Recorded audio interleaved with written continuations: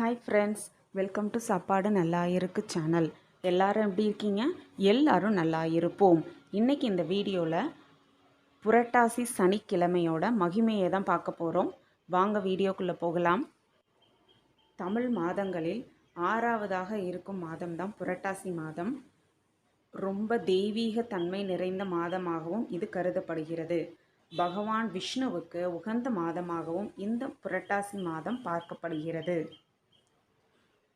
மோஸ்ட்டாக எல்லா சனிக்கிழமையும் பெருமாளை வழிபடுறது ரொம்பவே நல்லது.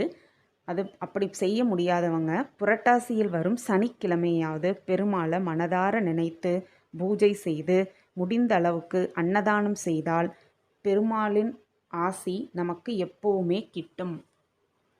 புரட்டாசி மாதத்தில் வரும் திருவோண திதியில் தான் திருப்பதி மலையப்ப சுவாமி தன்னை வெளிப்படுத்தி கொண்டதாக பார்க்கப்படுகிறது. அதுபோல சனிக்கிழமையில்தான் சனி பகவான் அவதரித்து புரட்டாசி மாதத்திற்கு சிறப்பை கொடுத்ததாகவும் எல்லோராலும் பார்க்கப்படுகிறது.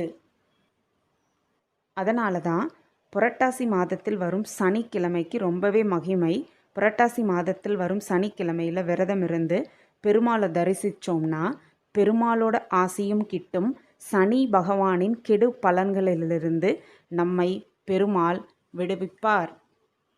ஸோ நம்ம எல்லாரும் புரட்டாசி சனிக்கிழமை விரதம் இருந்து thaligai அப்படிங்கிற படையல் பெருமாளுக்கு நிவேதனம் செய்து பெருமாளின் ஆசிர்வாதத்தை எல்லோரும் பெறலாம்.